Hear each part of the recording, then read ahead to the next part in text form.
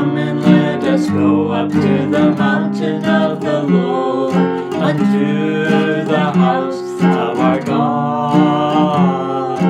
Come and let us go up to the mountain of the Lord, unto the house of our God. And He will teach us of His ways, and we will walk in His paths. For the law shall go forth from Zion, and the word of the Lord from Jerusalem. Hello.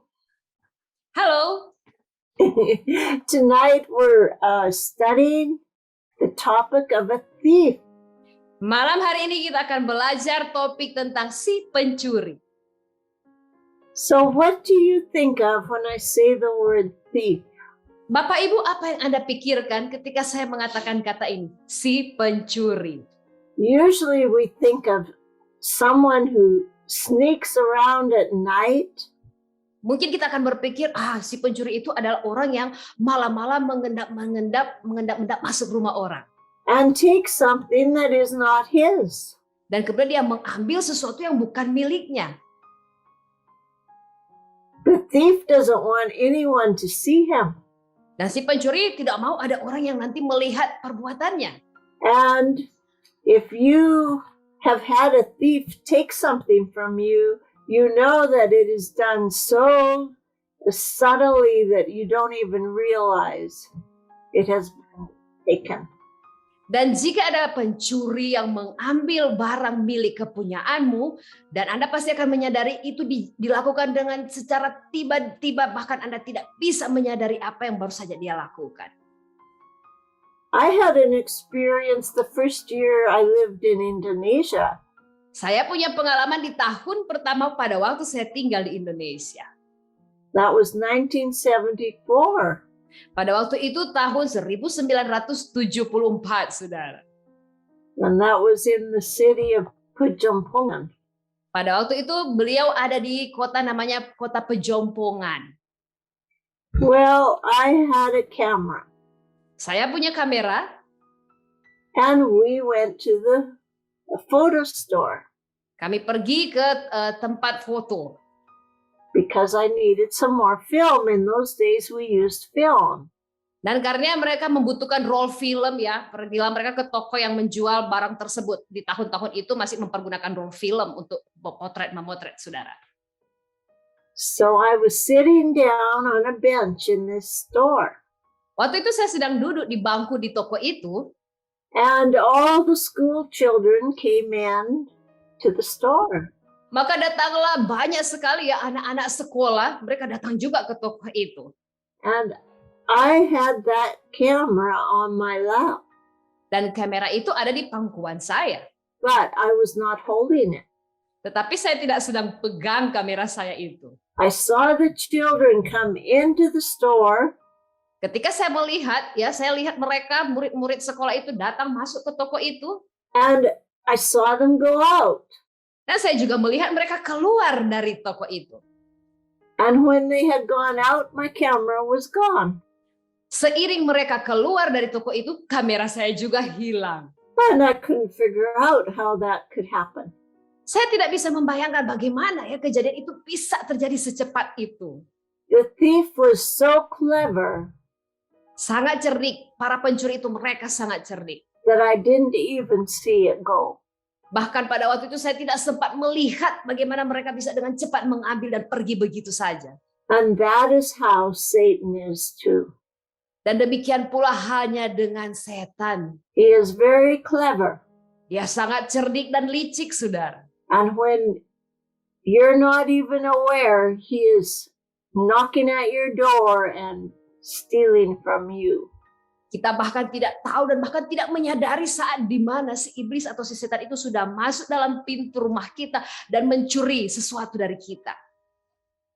John 10:10 tells us, Yohanes pasal ke-10 ayat yang ke-10, firman Tuhan berkata, pencuri datang hanya untuk mencuri dan membunuh dan membinasakan. Aku datang supaya mereka mempunyai hidup dan mempunyainya dalam segala kelimpahan. So this is what we are going to look at tonight. Malam hari ini, inilah ayat yang akan kita pelajari bersama.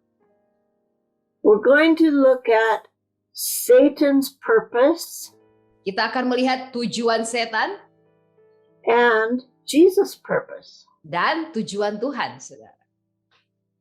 And that will help us to be a little bit more aware of how Satan attacks our lives. Dengan melihat tujuan-tujuan ini akan membuat kita lebih waspada ya terhadap serangan-serangan iblis dalam hidup kita, saudara. Satan only comes to take from us. Setan atau iblis dia datang hanya untuk mengambil sesuatu dari kita, saudara. He comes to take our health from us. Dia datang untuk mengambil kesehatan kita, saudara. He comes to take our wealth from us. Dia datang untuk mengambil kekayaan kemakmuran kita, saudara. He comes to steal our joy from us. Dia datang untuk mencuri sukacita kita, saudara. He comes to steal our relationships. Dia datang untuk mencuri hubungan-hubungan kita. So when we see these things happening, we know they are from Satan. Nah, di saat kita melihat hal-hal seperti itu terjadi dalam hidup kita, kita tahu betul itu pasti datangnya dari setan. Satan was a created being in heaven. Setan itu adalah makhluk ciptaan di surga. This was in the beginning before he fell. Itu sebelum dia jatuh. He actually was the covering cherub over God. Nah, iblis setan itu sebenarnya sebelumnya dia itu seorang kerub atau malaikat yang melindungi takhta Tuhan. He was the worship leader of heaven. Dia seorang pemimpin pujian penyembahan di surga, saudara. So he knew everything about God. Jadi dia tahu segala-galanya tentang Tuhan. He knew the glories of heaven. Dia tahu seperti apa kemuliaan surga itu. But he became proud. Tetapi dia menjadi sombong. And this is what happened to him. Dan ini yang terjadi dengan dia. Isaiah 14:12-14. I'll have you read that. Yesaya 14 ayat 12. Firman Tuhan berkata demikian.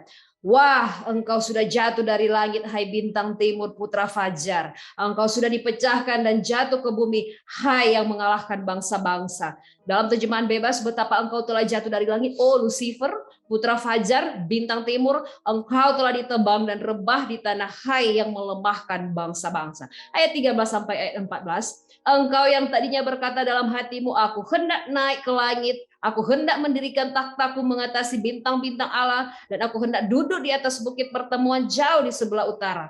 Aku hendak naik mengatasi ketinggian awan-awan, hendak menyamai yang maha tinggi.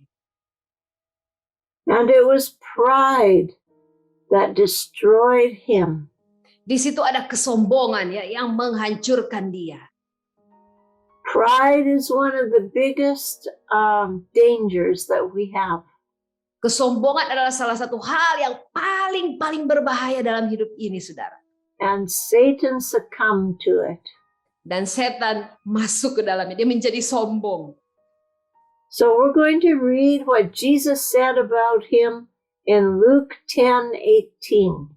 Apa yang Yesus katakan tentang iblis setan ini di dalam Lukas 10. Lukas 10 ayat 18, firman Tuhan berkata, lalu kata Yesus kepada mereka, aku melihat iblis jatuh seperti kilat dari langit. Jesus saw this happen. Yesus melihat bagaimana hal itu terjadi, saudara. And he knew that Satan was destroyed. Dan dia tahu betul iblis setan sudah dihancurkan. But Satan was thrown to the earth. Kemudian iblis atau setan itu dia dilemparkan ke bumi. And we know the scripture tells us he is the prince of the power of the air.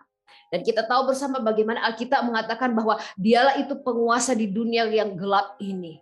So that is why we see much killing, Itulah sebabnya mengapa kita lihat bagaimana ada banyak terjadi pembunuhan di mana-mana, We see stealing. pencurian di mana-mana, We see destruction kehancuran di mana-mana in the earth today. yang terjadi di muka bumi ini saat ini, saudara.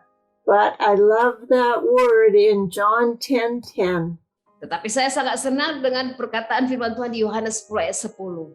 But Jesus has come to give us life and life more abundantly. Tetapi Yesus datang untuk memberikan kita hidup di dalam kelimpahan. Father God was not going to leave the earth in the hands of Satan. Allah Bapa tidak akan membiarkan bumi ini berada di tangan setan, saudara. No, he knew he had a plan to send his son to the earth to redeem it. Allah Bapa tahu dia punya satu rencana yang luar biasa untuk mengutus anaknya untuk membebaskan dunia ini. And that is why the gospel story of Jesus coming to the earth is so important to us. Maka itulah sebabnya betapa penting kisah Injil tentang Yesus Kristus, mengapa dia harus datang ke dunia ini. Because Jesus is the only hope for this earth. Karena hanya Yesus satu-satunya harapan untuk bumi, untuk dunia ini, saudara. He is the only one who can give us life.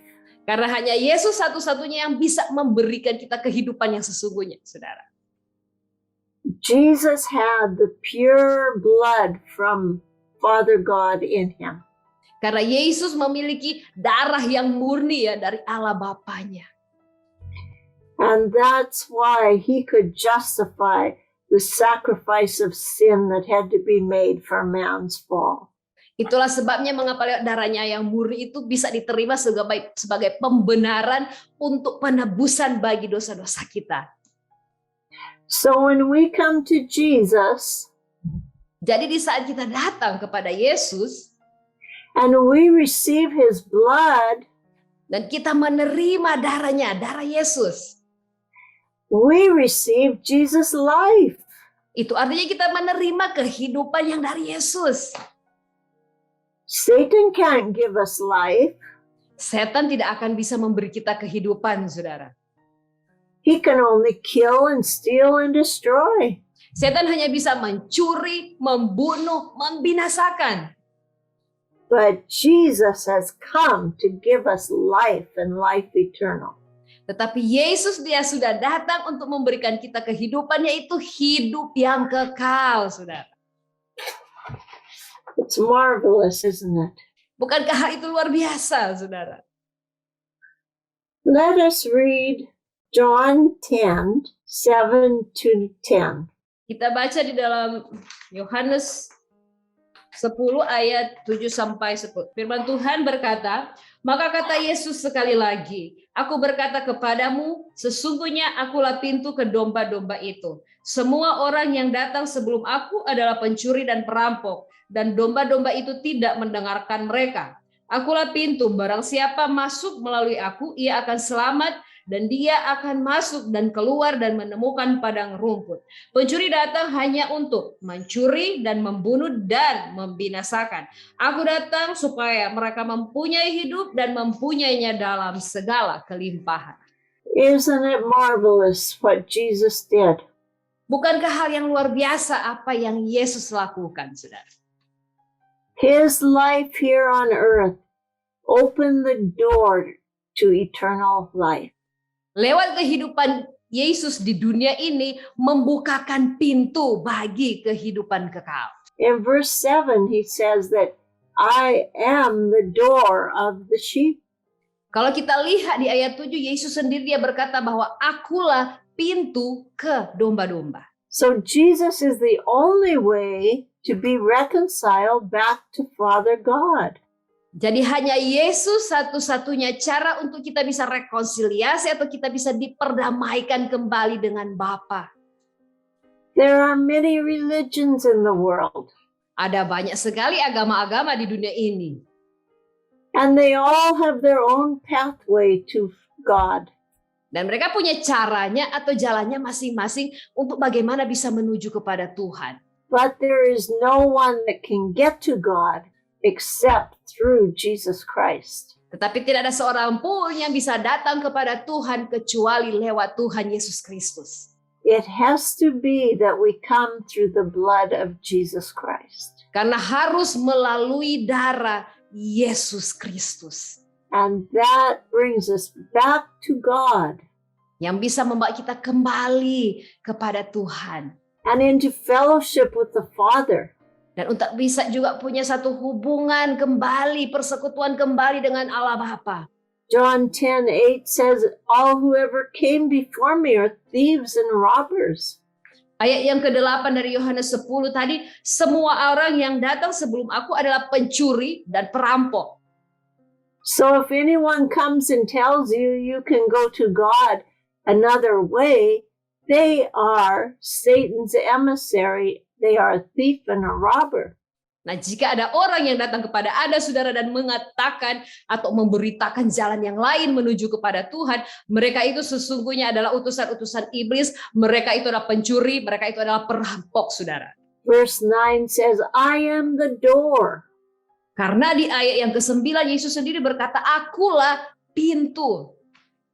So if you want to go back to God, you must come to the door, Jesus Christ. Jadi Bapak Ibu, jika engkau hendak kembali kepada Tuhan, engkau harus melewati pintu, yaitu Yesus sendiri. And then if you enter through Jesus, you will be saved. Dan jika engkau melalui pintu itu masuk lewat Yesus, saudara, Anda akan diselamatkan. Because that is the right path. Karena Yesuslah satu-satunya jalan yang tepat, jalan yang benar, saudara. You will make a right decision when you do that. Anda mengambil keputusan yang tepat sekali kalau Anda melakukan hal itu, saudara. And you will know that you are saved. Dan engkau akan tahu bahwa engkau diselamatkan. Because you will have Jesus in your heart. Karena engkau punya Yesus dalam hatimu, saudara. And you will have his joy. Dan engkau akan memiliki sukacita yang dari Tuhan dalam hidupmu. And you will have his peace. Dan engkau juga akan mengalami damai sejahtera itu dalam hidupmu.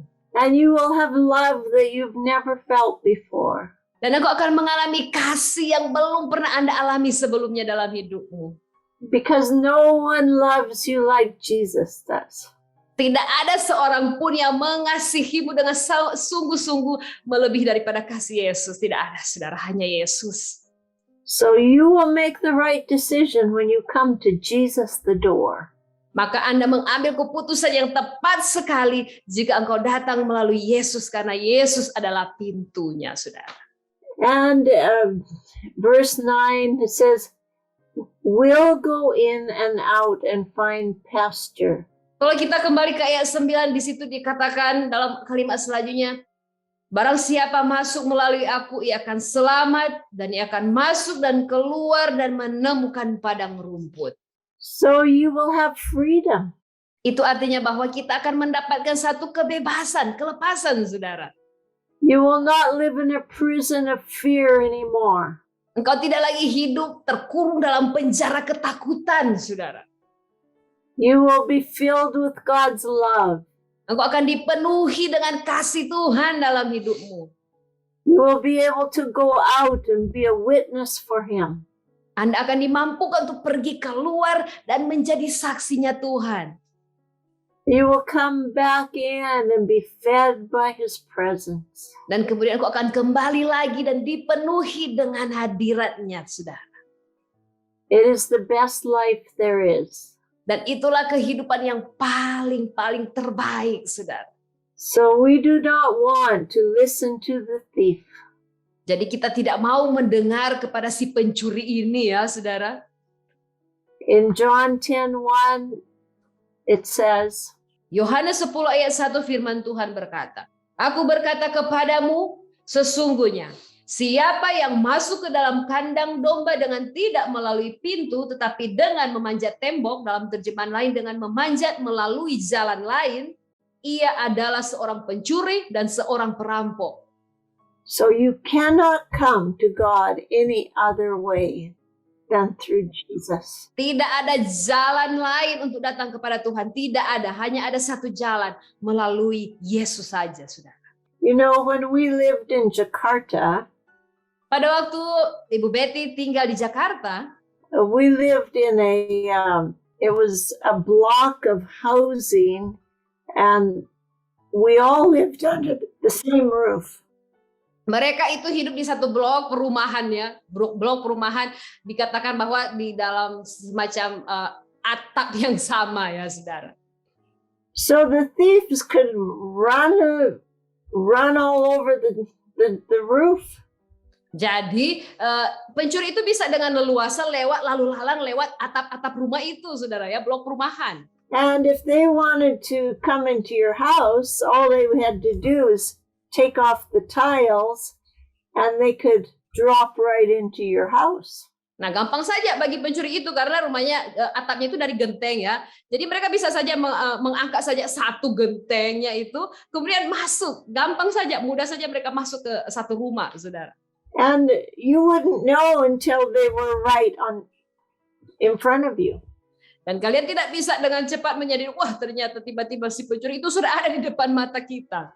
And we had a friend, the thief dropped right onto his bed. Nah, ada teman kami ya, dia mengalami pengalaman di mana si pencuri itu langsung tiba-tiba muncul dan tepat berada di tempat tidurnya. So it was a scary thing. Itu hal yang menakutkan ya, saudara. Because if that person was going to come into our house the right way, he would come through the door. Karena kalau yang jalan yang benar, kalau seseorang mau datang ke rumah kita, dia itu harus masuk ke rumah kita lewat pintu, saudara, bukan lewat genteng seperti tadi. But the thief tries to come in other ways. Tetapi pencuri mereka masuk dengan cara atau lewat jalan yang lain, saudara. Do not listen to the thieves. Jangan pernah dengar kata si pencuri. Stay on the path of life. Tetaplah berada di jalan kehidupan, saudara. We're going to read a story in John 9 about a blind man who was born blind and Jesus healed him. Kita akan membaca kisah tentang orang yang buta sejak lahirnya dan disembuhkan oleh Yesus. Itu terdapat dalam Yohanes pasal 9. So that's John 9, 6 and 7. Di dalam ayat yang ke-6 dan ke-7 firman Tuhan berkata demikian. Setelah ia mengatakan semuanya itu, ia meludah ke tanah dan mengaduk ludahnya itu dengan tanah lalu mengoleskannya pada mata orang buta tadi. Dan berkata kepadanya, pergilah, basuhlah dirimu dalam kolam Siloam. Siloam artinya yang diutus. Maka pergilah orang itu, ia membasuh dirinya lalu kembali dengan matanya sudah melek. And this is part of the abundant life that Jesus came to the earth to give. Dan ini adalah bagian daripada hidup yang berkelimpahan yang Yesus sudah datang untuk memberikannya. He came to open the eyes of the blind. Yesus datang untuk mencelikkan mata orang buta. There were many miracles done by him. Dan ada banyak sekali mujizat-mujizat yang dilakukan oleh Yesus. But the Jews were very angry at Jesus Tetapi orang-orang Yahudi sangat marah dengan Tuhan Yesus. because he did not fit their religious order.